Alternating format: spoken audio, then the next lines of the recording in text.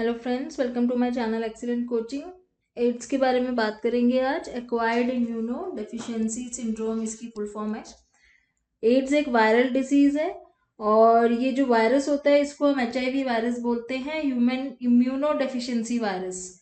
Immuno deficiency virus मतलब ये सीधा हमारे इम्यून सिस्टम को ही अफेक्ट करता है। तो ये बहुत डेडली वायरस होता है। जैसे कि हमें सबको पता है कि एड्स का कोई प्रॉपर अभी तक इलाज नहीं है और जिन लोगों का इम्यून सिस्टम बहुत वीक होता है उनको एड्स जो है अगर हो जाए तो उनके चांसेस बहुत कम होते हैं कि वो इसके साथ ज़्यादा देर तक, ज़्यादा लंबे समय तक जी सकें।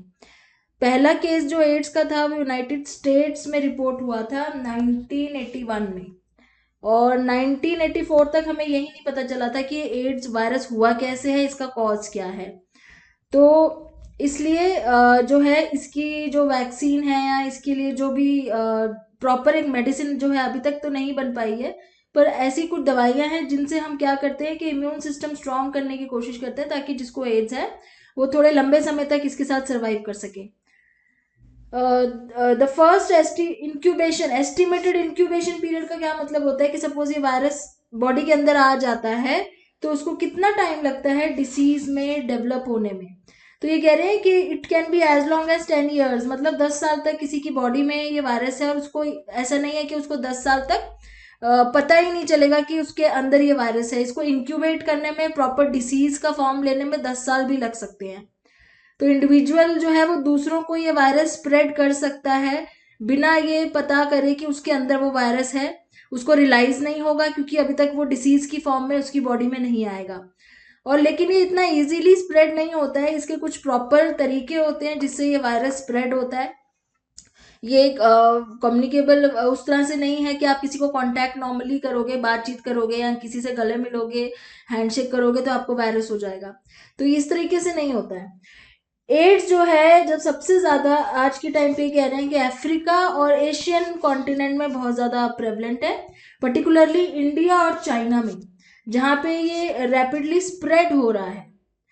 And overall number of deaths from AIDS finally decline. US में जो है ये कम हो चुका है क्योंकि बहुत सारे अवेयरनेस प्रोग्राम्स होते हैं जो ये हमें अवेयर कराते हैं कि किस तरीके से हमें अपने आप को बचा के रखना है।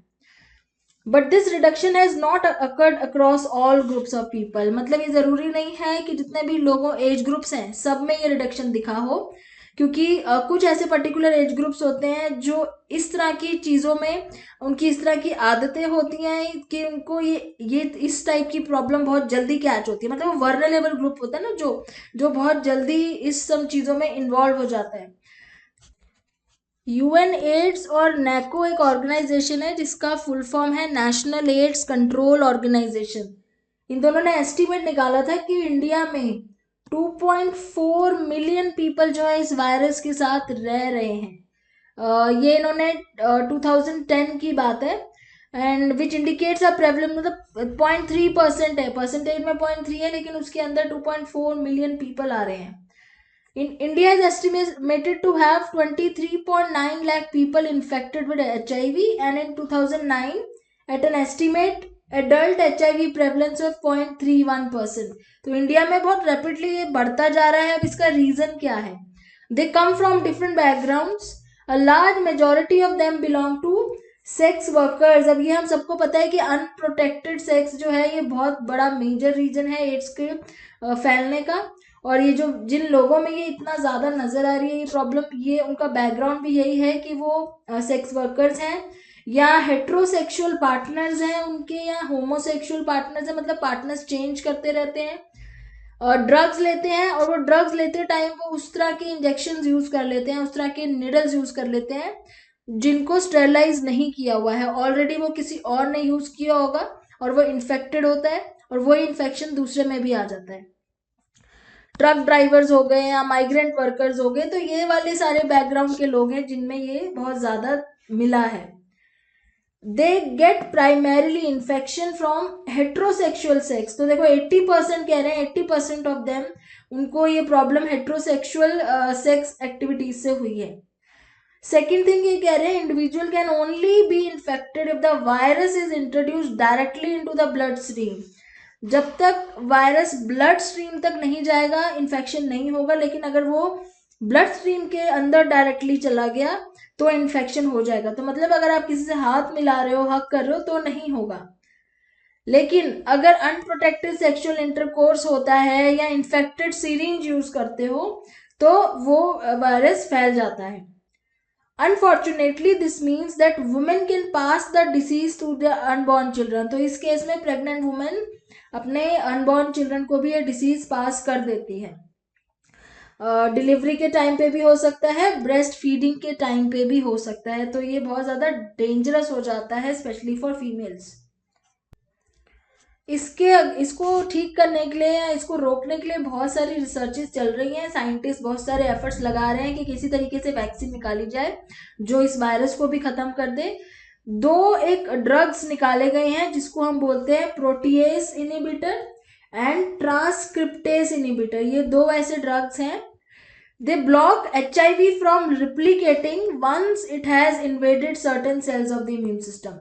तो ये दोनों जो ड्रग्स हैं protease inhibitor and transcriptase inhibitor, क्या करते हैं HIV वायरस को रिप्लिकेट होने से रोक देते हैं। मतलब जब एक वायरस एंटर करता है तो वो अपनी कॉपीज बनाना शुरू करता है, तो ये उस चीज को रोक देते हैं। अब ये ड्रग्स जो हैं ये एक्चुअली ख़त्म तो नहीं कर सकते प्रॉब्लम को, पर ये क्या करते हैं कि लाइफ स्पैन बढ़ा देते हैं उन लोगों का जिनको ये बीमारी है। इनकी लिमिटेशंस क्या है? ये जो ड्रग्स हैं इनकी कुछ लिमिटेशंस भी हैं ड्रग थेरेपीज की।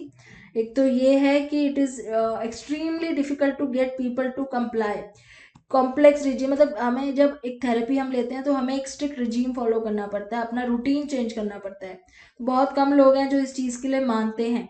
सेकेंडली, ये जो HIV वायरस है ये बहुत जल्दी म्यूटेट करता है। तो जैसे हमने कोरोना वायरस का भी देखा है कि कितने म्यूटेशंस हुई हैं उसके थोड़े टाइम पीरियड में भी।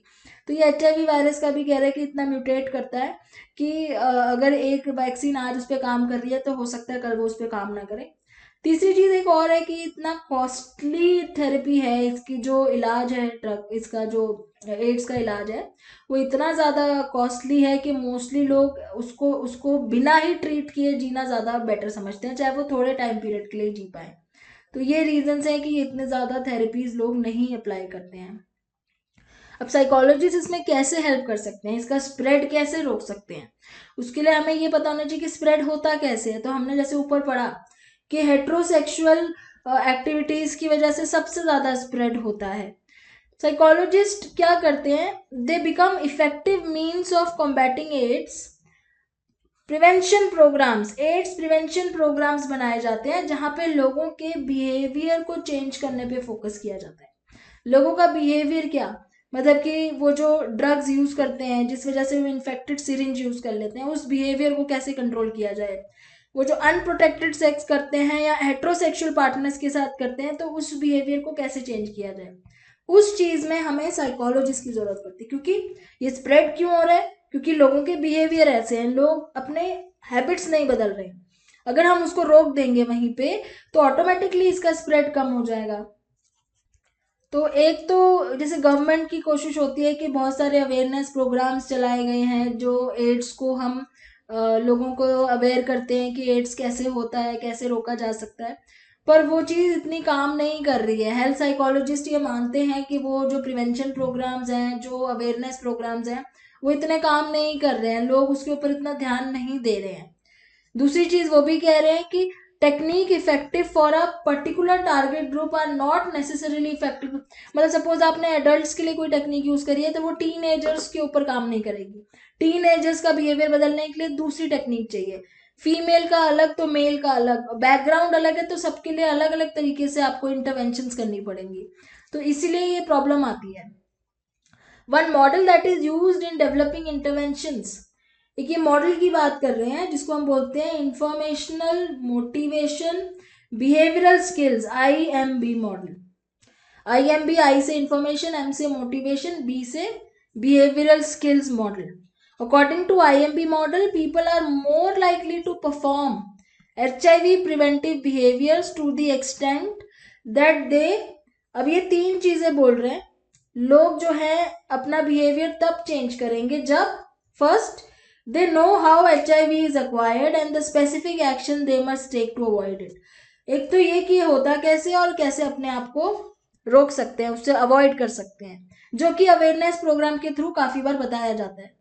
दूसरी, are motivated to perform HIV preventive behaviour and omit risky ones. उनको कोई मोटिवेशन दी जाए, मोटिवेट किया जाए कि कैसे वो उस बिहेवियर को, अपने बिहेवियर को चेंज कर सकते हैं। तीसरी चीज, possess the skills necessary to perform relevant behaviour, और उनके अंदर वो स्किल होना चाहिए कि वो अपने आप को बदल सकें, such as the ability to communicate with and to be appropriately assertive with potential sexual partner। तो जैसे अगर किसी को आप बताते हो, फर्स्ट पॉइंट है कि पहले आप बताओ वो होता है कैसे। आपने किसी को बताया कि हेट्रोसेक्सुअल एक्टिविटी या अनप्रोटेक्टेड सेक्सुअल एक्टिविटी से होता है।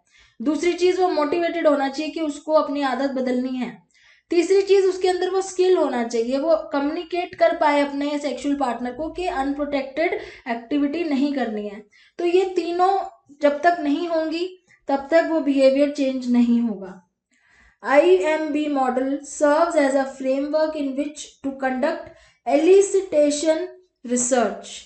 elicitation research, तो किसी के ऊपर भी आप कोई भी टेक्निक अप्लाई करोगे या कोई भी उसके ऊपर थेरेपी करोगे तो पहले आपको उसके बारे में जानना पड़ेगा कि उसको कितनी नॉलेज है।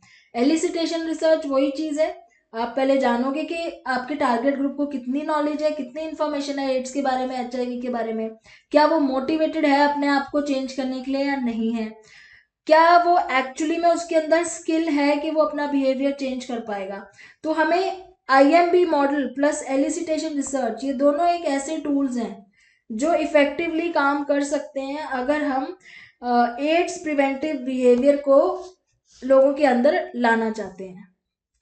One group that is currently at risk with regard to HIV AIDS is women. अब यहाँ पे वुमेन की बात कर रहे हैं क्योंकि वुमेन के केस में बहुत रैपिड रेट से ये एड्स की प्रॉब्लम जो है वो बढ़ती जा रही है। इसका रीजन क्या है? एलिसिटेशन रिजल्ट से क्या पता चल रहा है कि इसमें बहुत सारे रीजंस हैं। जैसे कि पहला रीजन ये क्या बता रहे हैं कि मेल्स और फीमेल्स में ना दोनों में ट्रांसमिशन रेट अलग है HIV का। That women at significantly greater risk, मतलब वुमेन के केस में ये रिस्क बहुत ज्यादा है, एड्स का transmission risk. Most women acquire HIV as a result of intravenous drug use. तो वो जो इंट्रावीनस मतलब सीधा अपने वीन में जो इंजेक्ट करके ड्रग्स यूज करते हैं, मोस्टली फीमेल्स के केस में उस वजह से एड्स होता है।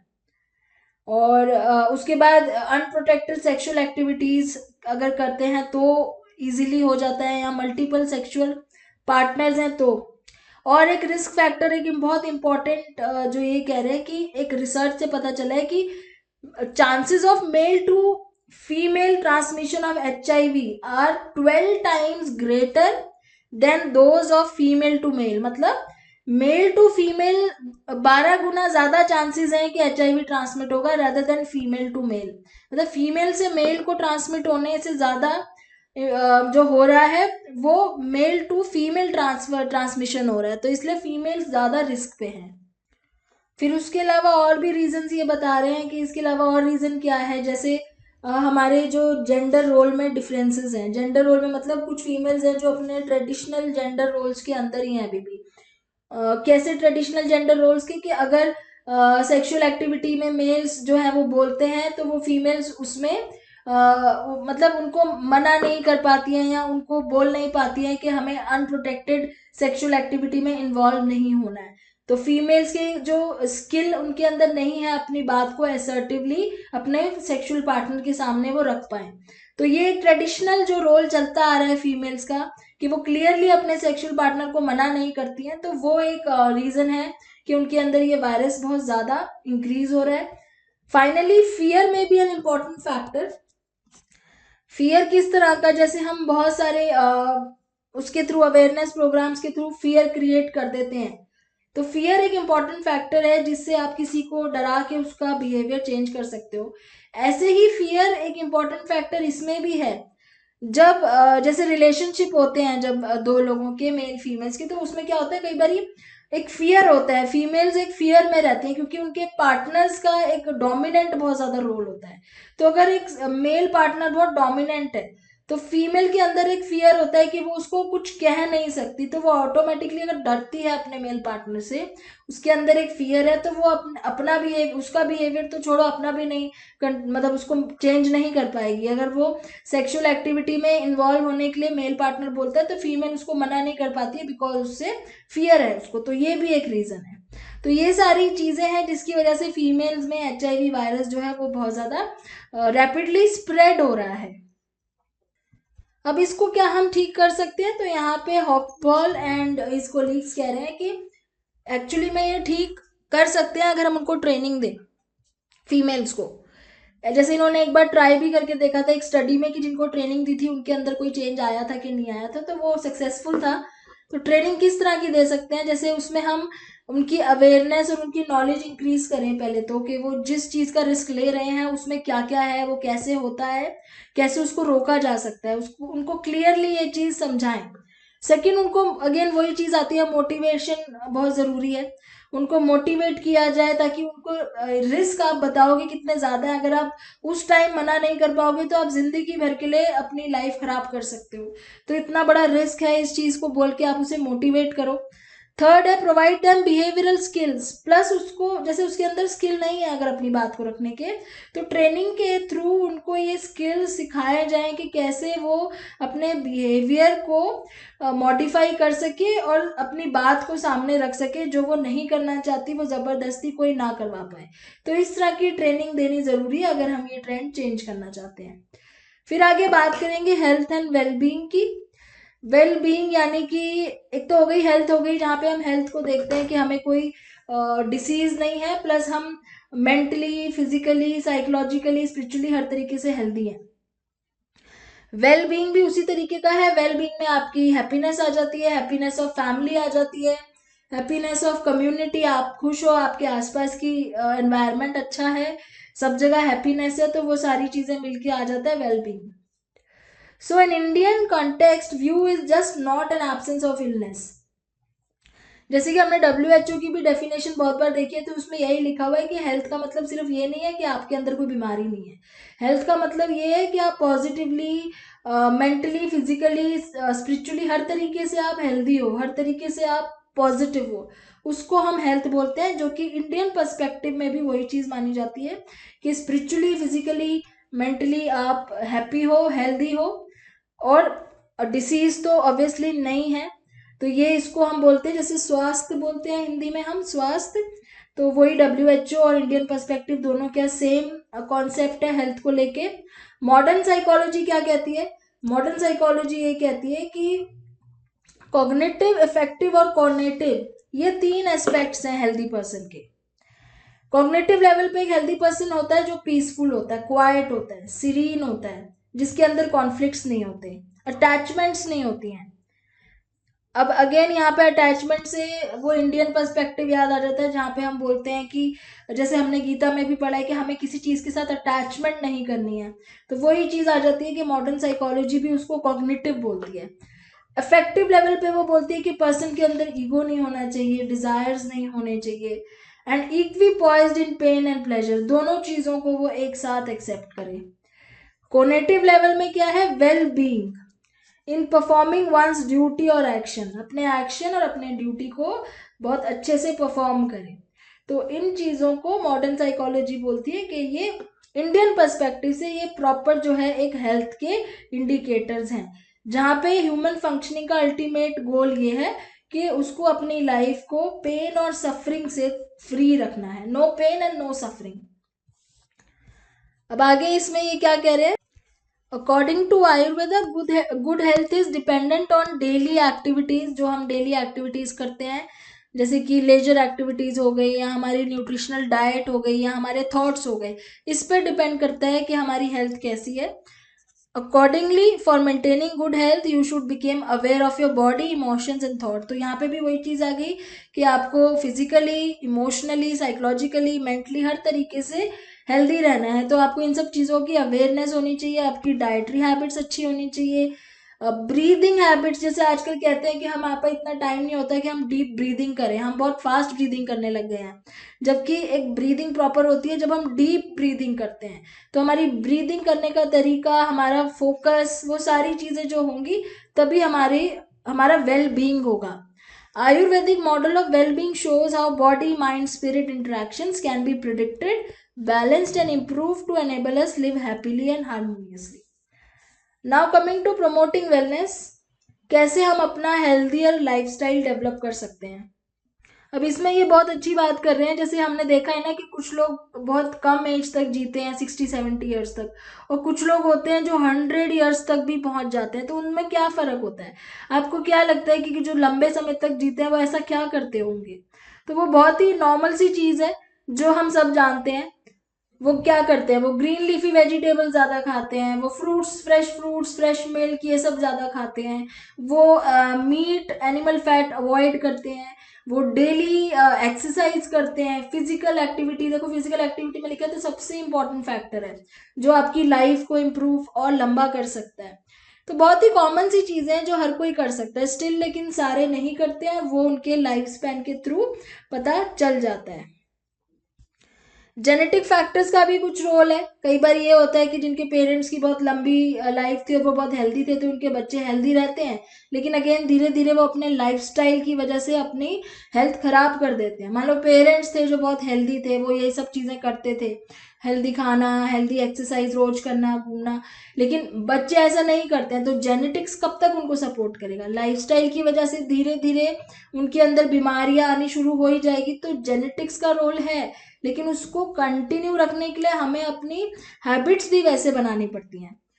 On the basis of such finding, a growing number of health professionals and psychologists have adopted an approach to health and wellness that is prevention strategies। ये बोलते हैं prevention strategies, उसको बोलते हैं। प्रिवेंशन मतलब किससे प्रिवेंट करना है अपने आप को, जो प्रॉब्लम्स हैं बॉडी में, जो प्रॉब्लम्स आ रही हैं फिजिकल साइकोलॉजिकल, उससे अपने आप को प्रिवेंट करना है। तो कोई भी इलनेस हो गई या इंजरी हो गई, उससे अपने आप को प्रिवेंट करना है। इसमें क्या क्या आता है? Educating people about relation between their behaviour and health. लोगों को पहले तो ये एजुकेट करो कि आप जो कर रहे हो या जो आपको बिहेवियर है, डेली आप ये खाते हो, रोज बाहर से खाना खाना या सुबह लेट उठना, एक्सरसाइज ना करना, ये आपकी हैबिट जो है ये आपकी हेल्थ को कैसे खराब करती हैं। उनको मोटिवेट करना हेल्दी बिहेवियर को प्रैक्टिस करने के लिए। And again modifying poor health practices through intervention. तो ये प्राइमरी प्रिवेंशन हो गया, मतलब शुरुआत में तो आप यही करोगे प्राइमरीली। सेकेंडरी प्रिवेंशन क्या हो गया कि अगर मान लो किसी के अंदर इलनेस है या कोई बीमार है, ऑलरेडी वो बीमार है, तो उसको जल्दी डिटेक्ट कर पाना। प्राइमरी प्रिवेंशन आप तब करते हो जब कोई बिल्कुल नॉर्मल है, उसके अंदर कोई बीमारी नहीं है, लेकिन उसका लाइफस्टाइल ऐसा है जो बीमार हो सकता है, कर सकता है उसको, तो आप उसको प्राइमरीली लेवल पे प्रिवेंट करने के तरीके बताते हो। सेकेंडरी प्रिवेंशन तब होता है जब ऑलरेडी किसी को कोई प्रॉब्लम है, तो आप उसको उस प्रॉब्लम से कैसे डील करना है, उसको जल्दी प्रॉब्लम को डिटेक्ट कैसे करना है और धीरे धीरे कैसे उसको ठीक करना है, तो वो हो जाता है secondary prevention. So now primary prevention and secondary prevention हम इसको डिटेल में पढ़ेंगे नेक्स्ट वीडियो में। Thanks for watching.